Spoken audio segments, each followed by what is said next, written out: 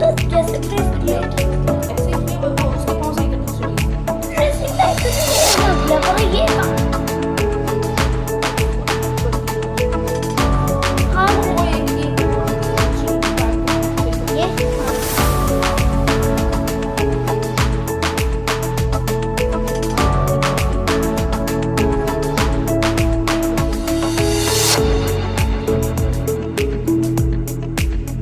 हाँ